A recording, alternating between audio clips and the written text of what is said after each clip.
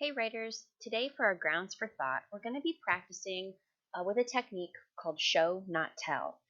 As I've been seeing with the personal narratives that we've been turning in, we did a really great job of showing the actions of our characters, of telling what we did in certain situations. But the telling doesn't really pull the reader in. And so we're going to be looking at how we choose to show readers what happened as opposed to just telling them. And so here are some sample sentences and our goal today for Grounds for Thought is to rewrite each of these sentences to paint a picture in the reader's mind using your sensory details.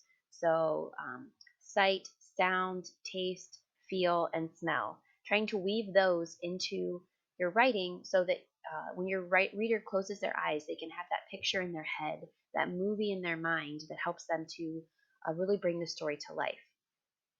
After you rewrite each of these sentences, um, you know, including more showing details, you're going to choose one to start a story with to finish out your 7 minutes and 42 seconds. Now, just to give you a quick recap on show not tell, I want to kind of walk you through a couple of things. So the whole reason why we do this is because this helps when you show over tell, it helps to create an interesting story um, so that readers have more information about the people, places, and things that they're writing about. It creates a mental picture in the reader's mind.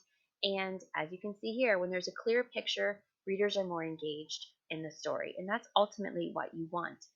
Have you ever sat down and been completely confused or clueless about a story? Or maybe a friend said, oh my gosh, like this story, like, did you know this, and this happened? And that's not your experience with the story. That could be because you were not engaged with a clear picture in your mind.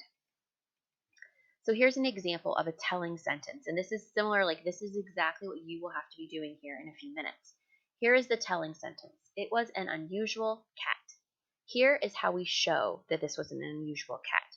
With yellow eyes glowing red, long black fur that stood on end, a mouthful of sharp pointed teeth that emitted a yowl like a tiger, I knew that the small animal before me was no ordinary cat.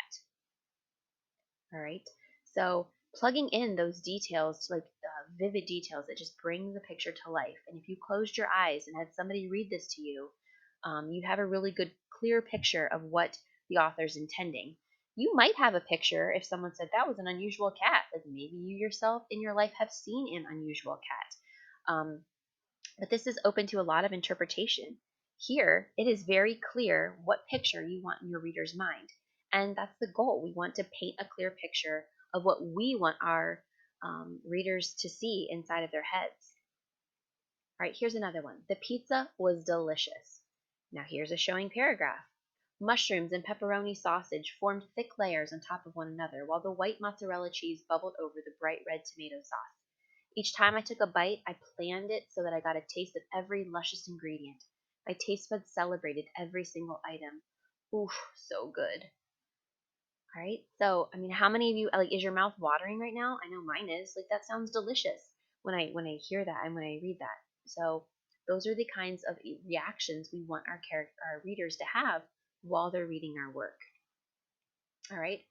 So again, this is what we are kind of considering. We've been really focusing on characters and building strong characters. And our first character has been ourselves. And so we go through, if you listen to that vocabulary song, what characters think, say, do, their physical description, what other people say about them, or how others react to them. We have to think about all of these things when we build our characters so that we have a well-rounded character that our readers can become engaged with. Slide through here.